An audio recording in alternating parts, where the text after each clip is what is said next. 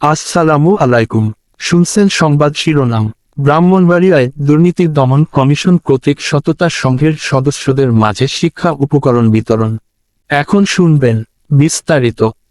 সবাই মিলে গড়ব দেশ, দুর্নীতিমুক্ত বাংলাদেশ, এই স্লোগান নিয়ে মঙ্গলবার দুর্নীতি দমন কমিশন কর্তৃক সততা সংঘের সদস্যদের মাঝে শিক্ষা উপকরণ বিতরণ ও আন্তর্জাতিক দুর্নীতি বিরোধী দিবস 2024 উদযাপন উপলক্ষে প্রস্তুতিমূলক সভা জেলা প্রশাসকের সম্মেলন কক্ষে অনুষ্ঠিত হয়েছে। দুর্নীতি দমন কমিশন সমন্বিত জেলা কার্যালয় কুমিল্লার আয়োজনে জেলা প্রশাসন ও জেলা দুর্নীতি প্রতিরোধ কমিটির সহায়তায় সভা অনুষ্ঠিত হয়েছে। এতে প্রধান অতিথি ছিলেন জেলা প্রশাসক মোহাম্মদ দিদারুল আলম।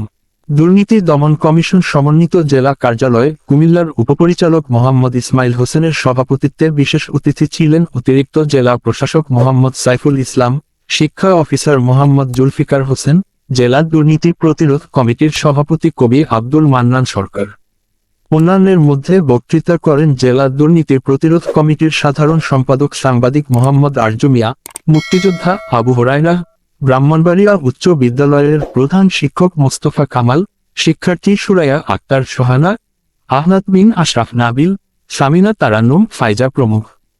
সভা শেষে নিয়াজ মুহাম্মদ উচ্চ বিদ্যালয়, ব্রাহ্মণবাড়িয়া উচ্চ বিদ্যালয়, আনন্দময়ী বালিকা উচ্চ বিদ্যালয়, ভাদুঘর মাহবুবুল হুদা পৌর আদর্শ উচ্চ বিদ্যালয় ও কোকিল টেক্সটাইল মিলস উচ্চ বিদ্যালয়ের শিক্ষার্থীদের মাঝে শিক্ষা সামগ্রী বিতরণ করা হয়।